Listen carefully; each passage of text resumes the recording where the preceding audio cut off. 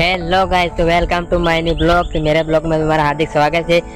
तो गाइस, આ છે મારી ગાડી। આ ગાડી લઈને હું મારી માને લેવા જાઉં છું, તો વિડિયો અંત તક જોવાનું ના।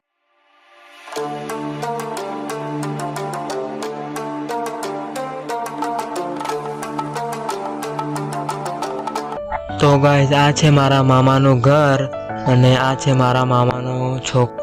તો ગાઈસ, હું ને મારી મમ્મી ઘરે જવા માટે નીકળી ગયા। જુઓ ગાઈસ, આ વ્યૂ જુઓ ગાઈસ।